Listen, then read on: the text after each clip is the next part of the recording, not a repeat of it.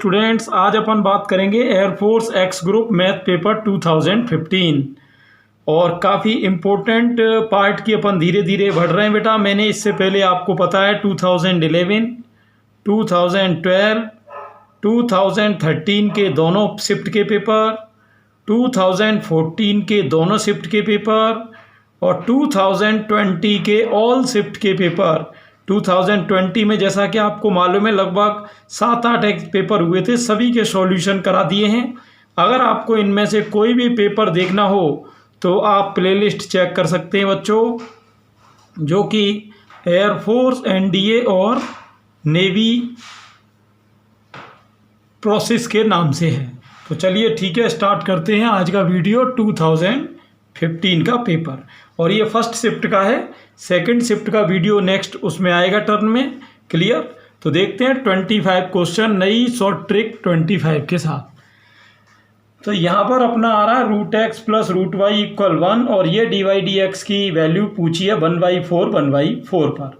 जैसा कि आप जानते हो बच्चों कि अगर मैं इसका डिफ्रेंशिएट करूँ तो रूट एक्स का क्या हो जाएगा 1/2 रूट एक्स और रूट वाई का होगा 1/2 root y, d Y D x 1 का हो गया 0।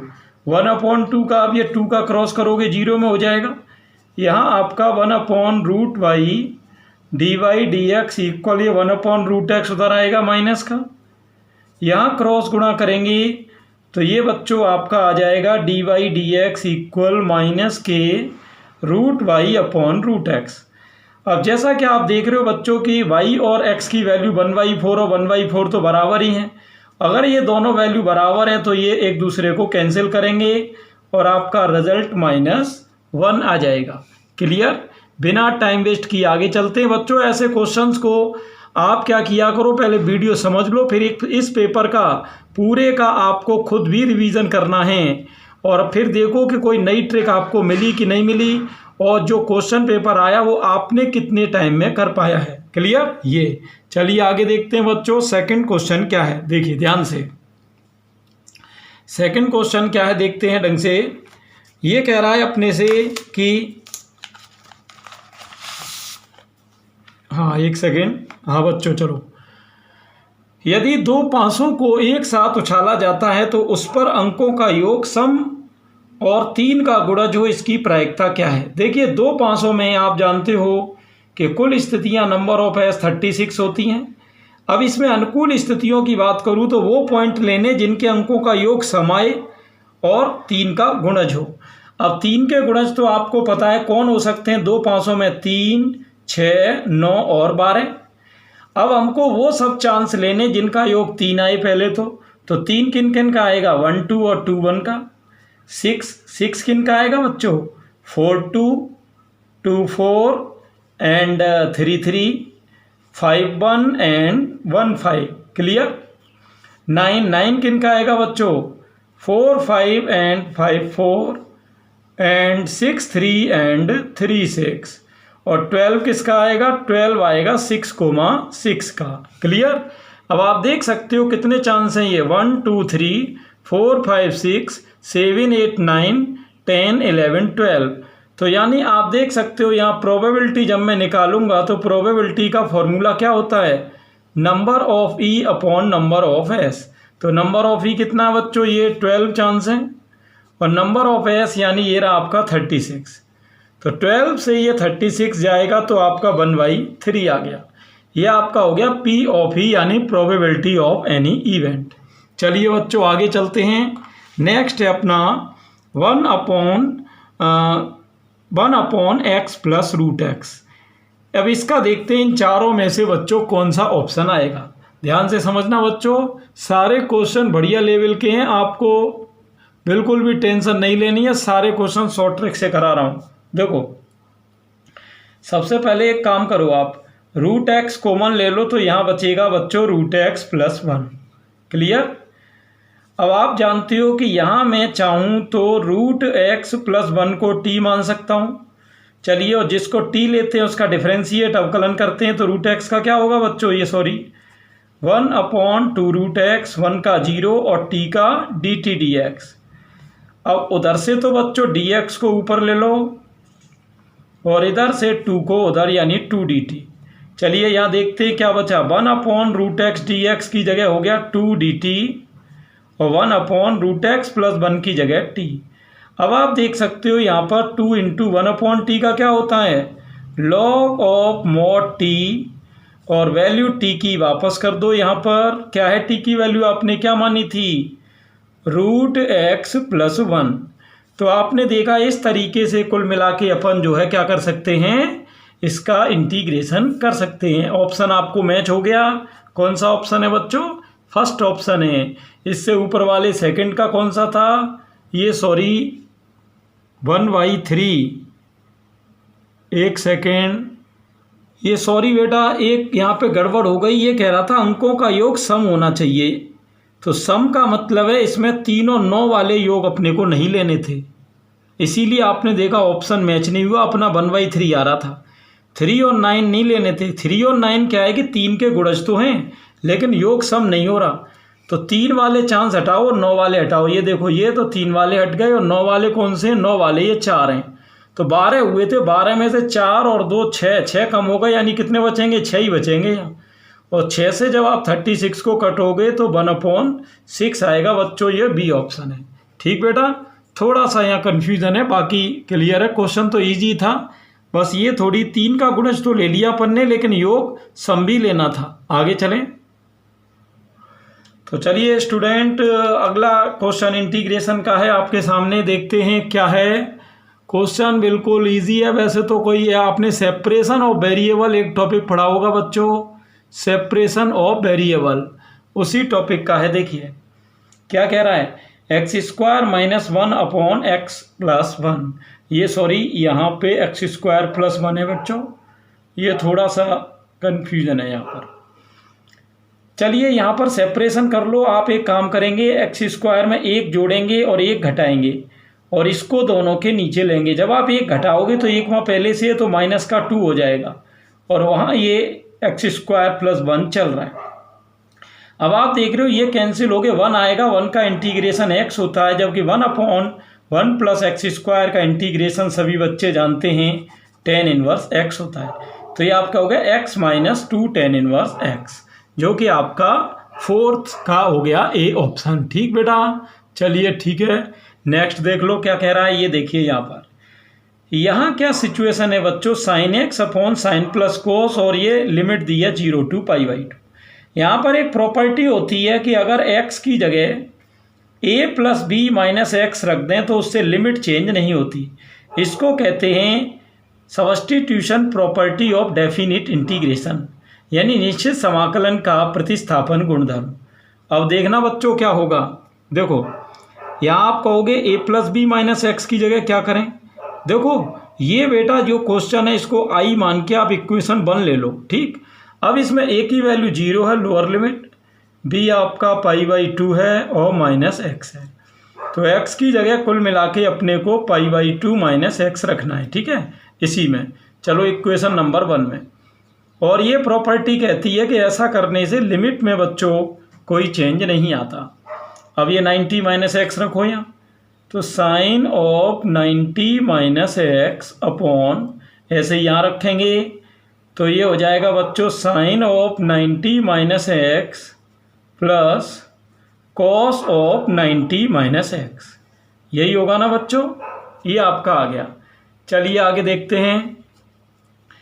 अब 0 to π/2 ये आई तो चल ही रहा आपका।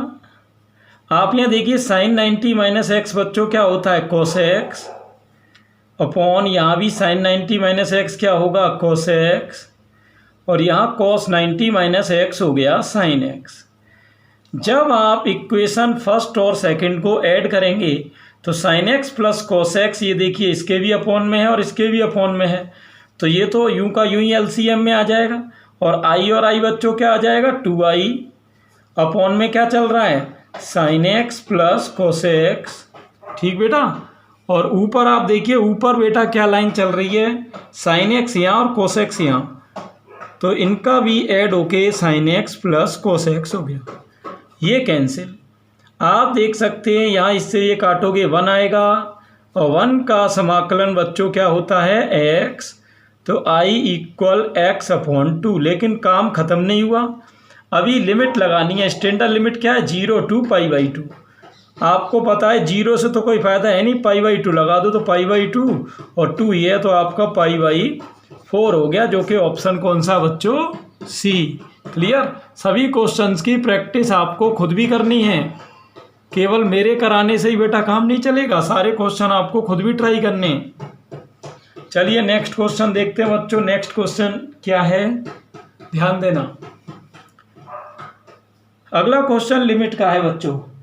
Limit x tends to a, x की पावर n माइनस a की power n upon x minus a। इन चार में से देखते हैं कौन सा ऑप्शन आएगा। यहाँ पर एक रूल लगा दो जिसको कहते हैं L hospital rule. L hospital, इसको बोलते एल हॉस्पिटल है, लिखते एल हॉस्पिटल है। चलो लगाओ। Limit x tends to a। अब इसमें इस रूल में क्या होता है कि ऊपर का भी अलग से डिफ्रेंसिएशन होगा, नीचे का भी। करो, x की पावर n का क्या होगा? n इंटू एक्स की पावर n माइनस 1, a की पावर n का 0। x का बच्चों क्या होगा? 1 और a का 0। या आप देख सकते हो जब मैं x की जगह a लगाऊंगा तो ये हो जाएगा n इंटू a की पावर n माइनस 1। तो कौन सा ऑप्शन आ रहा है बच्चों? ये आपका आ रहा है बी ऑप्शन। क्लियर? चलिए ठीक है, आगे चलते हैं बच्चों, आगे चलते हैं। चलिए बच्चों नेक्स्ट क्वेश्चन आपके सामने है और कॉम्प्लेक्स नंबर का क्वेश्चन है। ऑप्शन भी दिए हुए हैं 1, 0, 2 एंड आयोटा। तो देखिए कम से कम टाइम में कैसे करेंगे। आप एक काम किया करो, जब भी मैं कोई क्वेश्चन लाया करूं तो आप वीडियो को पॉज कर दिया करो, पॉज करके बेटा खुद करने की ट्राई किया करो। फिर जब आप पे नहीं आया करे तब वीडियो को फिर रिज्यूम करके और फिर आप सॉल्यूशन को चेक किया करो। क्लियर? ये तो उससे क्या है, आपका टेस्ट भी होगा साथ साथ और रिवीजन भी होगा। चलिए आगे, इसको सॉल्व कैसे करेंगे बेटा? इन दोनों का एलसीएम ले लो, ये हो गया 1 माइनस आयोटा स्क्वायर और इसका भी वही हो गया। अब यहाँ क्रॉस मल्टीप्लाई होगा 1 plus iota plus 1 minus iota और ये माइनस का 2। आप देख सकते हो -2 से तो ये जा रहा है, आयोटा से आयोटा जा रहा है, ऊपर आ गया 0 और iota square minus minus plus 1, 2 का भाग 0 में देंगे तो 0 ही आएगा। ये देखो बिल्कुल सिंपल है। आगे चलो, आप ये बताओ इन चारों में बेटा किसकी वैल्यू आपको मालूम है? तो आप कहोगे हमें वैल्यू सर मालूम है tan 60 की, क्या है? √3।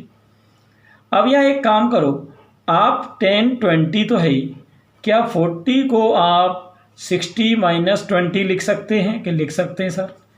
tan 80 को बच्चों 60 प्लस 20 लिख सकते हो? लिख सकते हैं। और यहाँ पर tan theta into tan 60 minus theta into tan 60 plus theta. अगर ये बच्चों कभी भी आ जाए तो ये हमारा होता है, ये सॉरी tan 3 थीटा का फॉर्मूला।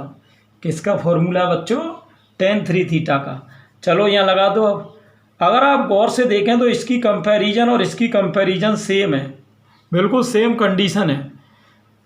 तो यहाँ पर थीटा की जगह 20 आप रखेंगे तो √3 इंटू tan 3 इंटू 20 और √3 इंटू tan 20 इंटू 3 क्या हुआ? 60। tan 60 की वैल्यू √3 और √3 का 3। ऑप्शन चेक करो कौन सा है?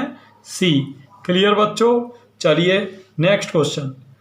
2 पॉइंट दे दिए हैं कि इन दो से होकर जाने वाली रेखा का समीकरण। इन 2 पॉइंट से होकर जाने वाली रेखा का समीकरण। देखो ऐसे क्वेश्चंस के लिए आपको पता है सबसे सरल ट्रिक क्या है कि जैसे ये रेखा है, ये चारों ये इन्हीं 2 पॉइंट से होकर जा रही, तो आप इनको इसमें रख के चेक करो। पहले चलो 5, 7 को रख के देखते हैं। तो 5 और 7 12 और 2 14 हो रहे हैं, उधर 0 है तो यानी ये तो हो नहीं सकता। चलो 5, 7 को अब किस में चेक करो? बी में। तो 5 माइनस 7 यानी हुए माइनस के 2 और ये भी -2 तो -4 हो रहा है। देखो ये भी गया। चलो 5, 7 को इसमें रखो, 5 और 2 7 -7 0, ये हो सकता है। 5, 7 को इसमें रखो, 5 और 7 12 में से 2 गया 10, जबकि यहाँ 0 आ रहा है। तो आपने देखा कोई फॉर्मूला नहीं लगाना पड़ा। और वैसे फॉर्मूला लगाना हो तो आपको पता ही है 11वीं क्लास में आपने कोऑर्डिनेट में 2 बिंदुओं से होकर जाने वाली रेखा का समीकरण पढ़ा है, कोई विशेष बात नहीं है ना। चलिए बच्चों आगे चलते। यहाँ देख लेते हैं, ये कह रहा है tan C0, tan C1 और tan C10 तक का टोटल पूछा है। तो यहाँ बच्चों आपको एक बाइनोमियल थ्योरम टॉपिक पढ़ा होगा, उसमें एक फॉर्मूला होता है कि NC0 NC1 plus NC2 plus NC3 dot dot plus NCn, ये कहीं आ जाए तो ये 2 की पावर n होती है। अब आप यहाँ देखो n की वैल्यू क्या दे रखी है 10, तो ये n की वैल्यू 10 रखोगे 2 की पावर 10 हो जाएगा। लो आई बात समझ में। तो वो इस तरह के क्वेश्चन तो अपने को 5 सेकंड के अंदर ही उड़ा देने बेटा। यहाँ चलिए, यहाँ आपको दिख रहा है बेटा, इसमें से अगर पहली रेखा में से अगर हम A1 B1 C1 छाटें तो 2 5 एंड 9 हो रहा है। लेकिन दूसरी में मैं देख रहा हूँ कि यहाँ पे भाग लग सकता है, चलो 5 का भाग लगा दो। 5 का भाग लगाओगे तो वहाँ पर बच्चों A2 हो जाएगा 2, B2 5 और C2 10। जब भी हमेशा ध्यान रखना कि A1 A2 और B1 B2 आपस में समान होते हैं। जैसे यहाँ आप देख रहे हो कि A1 A2 के बराबर है, B1 B2 के बराबर है। तो ऐसी कंडीशन में बच्चों हमेशा एक चीज़ ध्यान रखना कि ये दोनों रेखाएं समांतर होती हैं, यानी ये और ये पैरेलल लाइंस हैं। और पैरेलल लाइन के बीच की दूरी होती है mod of C1 minus C2 upon root A square plus B square. तो अब इसमें वैल्यू डाल दो, C1 माइनस C2 यानी 9 minus 10 upon root A square plus B square, यानी A कितना है 2 और B 5, तो 2 का 4 और 5 का 25। तो आप देख सकते हो 9 में से 10 गया, माइनस को मॉड खा जाएगा, 1 अपॉन रूट 29 आ जाएगा। कौन सा ऑप्शन है बच्चों? बी ऑप्शन है। कौन सा है? बी। क्लियर। चलिए अगले 2 टॉप क्लास के क्वेश्चन फिर से बच्चों आपके सामने हैं। देखो, दीर्घवृत्त में उत्केंद्रता का मान पूछा है। उत्केंद्रता किसको कहते हैं? ई को। अब देखो ई के बेसिस पे बहुत क्वेश्चन पूछे जाते हैं।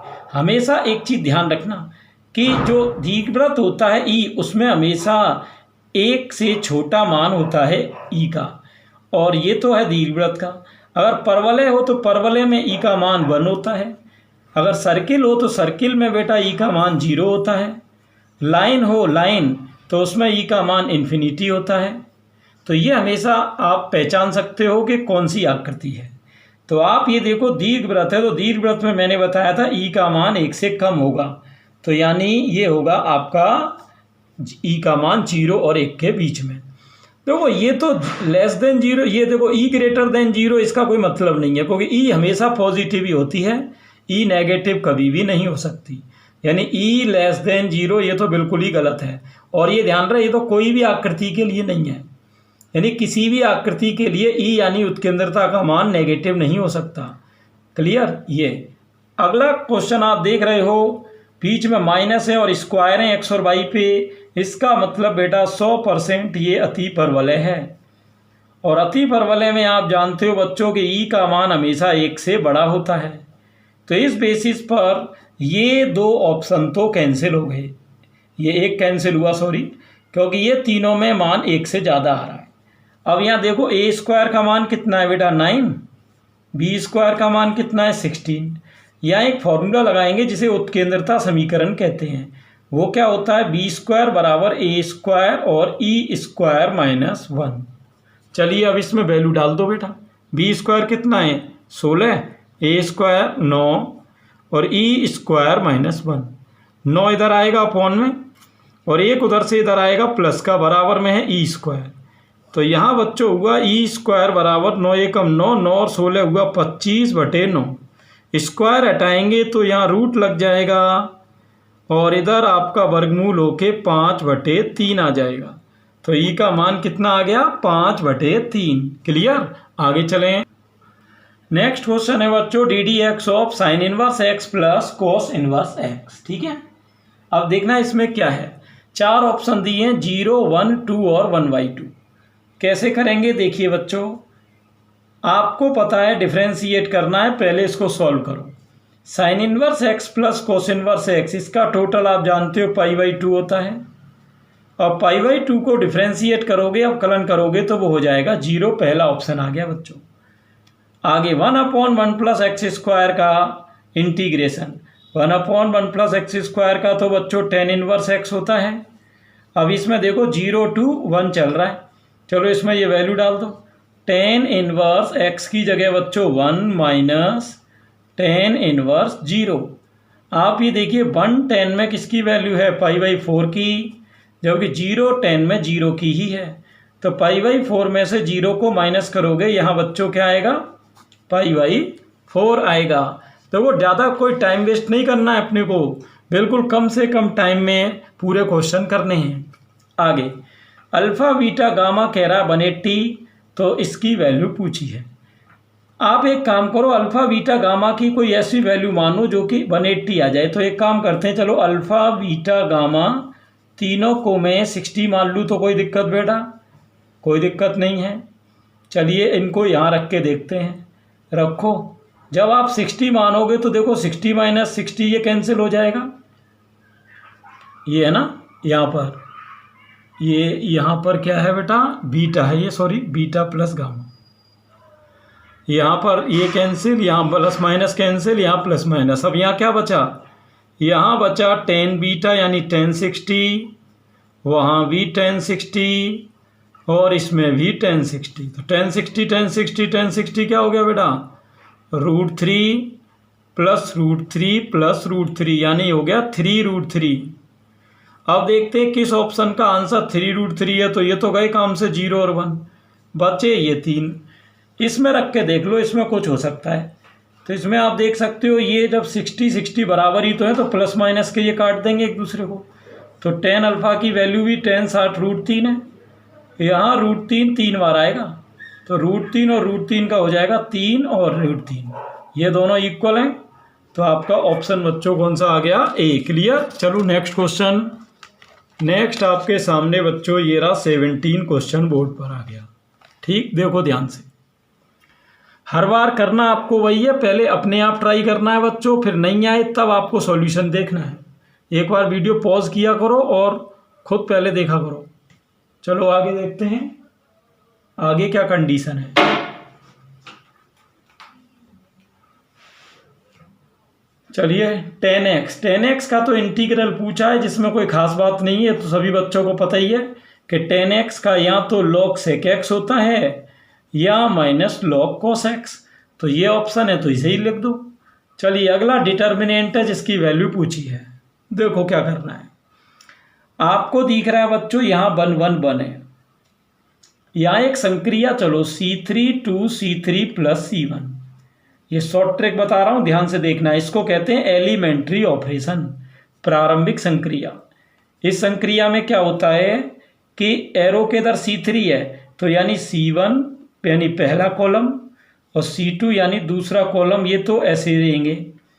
यहाँ C3 और C1 को ऐड करो इन दोनों को, तो x + y + z, इन दोनों का भी क्या हो जाएगा, x + y + z, और ये भी x + y + z। ये आपका बाहर आएगा बच्चों। तो x + y + z जब बाहर आएगा तो वहाँ क्या बचेगा, x y z इधर आएगा 1 1 1, और ये x + y + z बाहर आएगा तो उधर भी 1 1 1। यहाँ आप देख सकते हो दूसरा कॉलम और तीसरा कॉलम बराबर है ना। इसका मतलब यहाँ लगेगी आइडेंटिकल प्रॉपर्टी, तस्मा गुणधर्म, और इसकी वैल्यू आपकी 0 आ जाएगी। क्लियर। ये आगे चलते हैं, नेक्स्ट कंडीशन क्या है वो देखते हैं। अगला क्वेश्चन बच्चों आपके सामने है 19 और 20। देखो ध्यान से, डेफिनिट इंटीग्रेशन का क्वेश्चन है बच्चों। यहाँ देखिए, ऐसे क्वेश्चंस में आपको पता है कि सब्स्टिट्यूशन करते हैं। तो चलो cos x को क्या मान लो t। cos x का डिफरेंशिएशन होता है -sin x dx = dt। तो यहाँ से sin x dx इक्वल बच्चों क्या होगा, -dt। चलिए sin x dx की जगह तो हो गया आपका -dt, ऊपर कुछ नहीं तो 1 ले लो, नीचे 1 + cos की जगह t। अब ऐसे क्वेश्चन में आपको पता है लिमिट भी चेंज होती है। तो जब 90 को यहाँ रखोगे तो cos 90 0 हो रहा है, 0 को जब यहाँ रखोगे तो cos 0 1 हो जाएगा। अब ये माइनस हटाते ही बच्चों ये उल्टा हो जाएगा, यानी 0 to 1, और इधर आ रहा 1/1 प्लस t² dt। यहाँ लगाएंगे अब अपन क्वेश्चन, तो 1/1 प्लस x² का क्या होता है, tan इनवर्स x, और लिमिट क्या है 0 to 1। अब ये लिमिट लगा दो, तो tan इनवर्स t की जगह 1 माइनस tan इनवर्स 0। आप देख सकते हो 1 तो tan में π/4 है, जबकि 0 तो 0 का ही होता है। ये आपका कौन सा ऑप्शन आ गया, सी आ गया। इससे ऊपर वाले का कौन सा था, ये ए था। चलिए ठीक है बच्चों, आगे चलते हैं। 20 भी आपके सामने है। देखो बच्चों, यहाँ पर एक फॉर्मूला आपको पता ही होगा डेफिनिट इंटीग्रेशन का, 1/a² माइनस x²। कहीं भी आ जाए तो इसका इंटीग्रेशन होता है अपना 1/2a log mod of a plus x upon a minus x। ठीक, ये चलो अब इसमें a की वैल्यू रखनी है बच्चों। क्या रखनी है, 4 किसका स्क्वायर है, 2 का, तो वो वैल्यू रख दो। तो 1/2 इंटू 2 4 हो गया। यहाँ log mod 2 plus x upon 2 minus x। लेकिन अभी बेटा खेल ख़त्म नहीं हुआ, क्योंकि अभी अपने को इसमें लिमिट भी रखनी है। लिमिट क्या है, 0 to 1। चलिए अब लिमिट लगा देना। कैसे लगाओगे, 1/4 इंटू लॉग 2 प्लस 1 क्या हो गया 3 अपॉन 1 लगाओगे, 2 में से 1 गया 1 माइनस लॉग, यहाँ 0 लगाओ, 0 लगाओगे तो 2/2 1 हो जाएगा। आपको पता है log 1 की वैल्यू तो 0 होती है, तो आंसर क्या आएगा 1/4 log 3। यही आएगा बच्चों, 1/4 log 3। क्लियर। अब यहाँ आप देख सकते हैं कि कोई भी आंसर आपका मैच नहीं कर रहा है। क्लियर।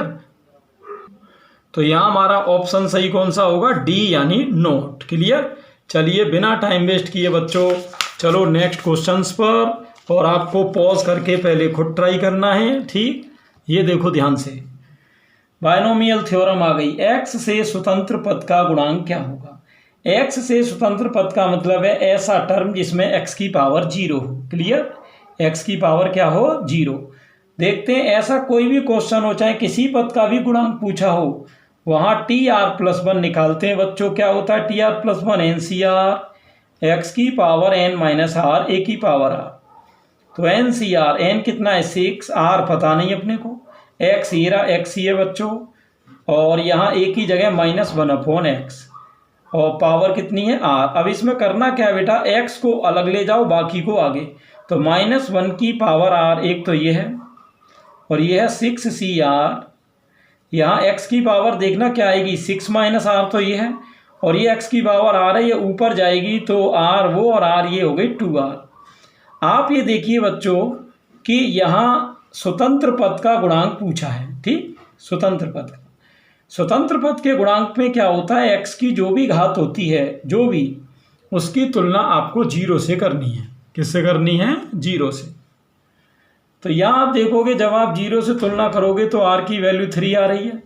ये वैल्यू आप लगा दो इक्वेशन नंबर 1 में, और क्योंकि x से स्वतंत्र पद है तो अब आपको x लेने की ज़रूरत नहीं है, साथ वाले में रखो। चलो -1 की पावर r की जगह 3 और 6c3 हो गया। माइनस पे विषम घात है तो माइनस लगी रहेगी। 6c3 कैसे निकालोगे, 6 गुणा 5 गुणा 4 बटे 3 गुणा 2 गुणा 1, ये कैंसिल, तो माइनस का 5 चौके हो गया 20।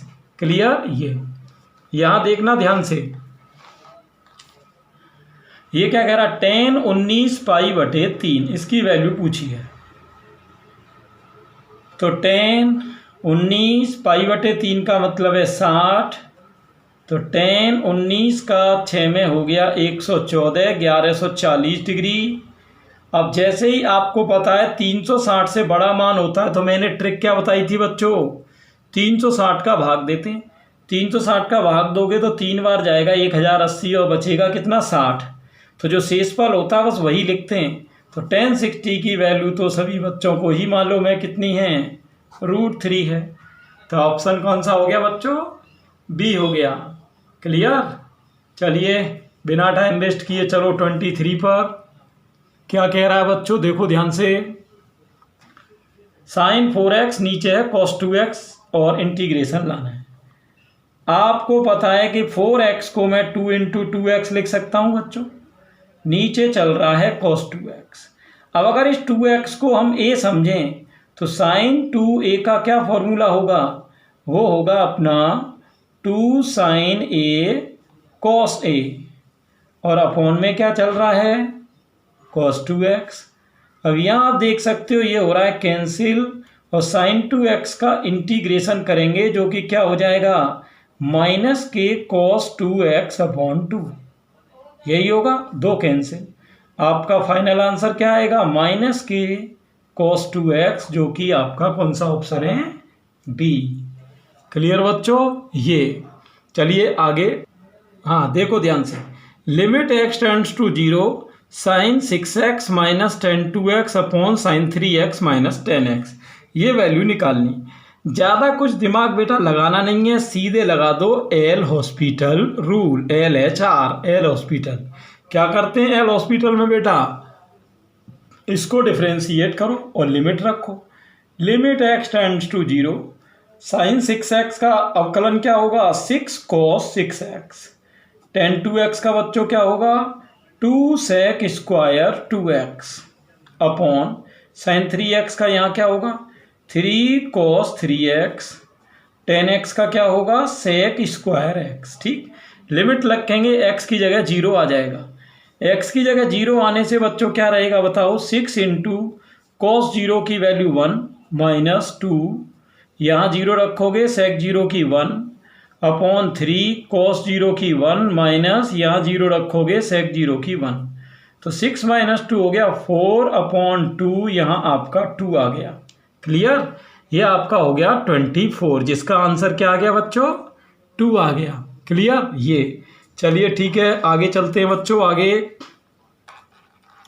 हाँ क्वेश्चन क्या है ध्यान से देखना, x प्लस k की पावर 100 में पदों की संख्या। आपको पता ही है, इसमें ज़्यादा दिमाग लगाने की ज़रूरत नहीं है बच्चों कि x प्लस a की पावर n कभी भी हो तो इसमें कभी भी आपसे पदों की हाँ पदों की संख्या पूछी जाए तो ये बच्चों n+1 होती है। अब यहाँ पावर कितनी 100, तो 100 + 1 101 हो जाएगी। आपका ऑप्शन कौन सा हो गया बच्चों, ये हो गया आपका ऑप्शन नंबर बी। तो ये थे बच्चों आपके क्वेश्चन नंबर 25 पूरे। और पहले के पेपर अगर आपने नहीं देखे हों तो एक प्लेलिस्ट है जिसका नाम है air force, navy, NDA, coast guard और प्रीवियस पेपर क्वेश्चंस।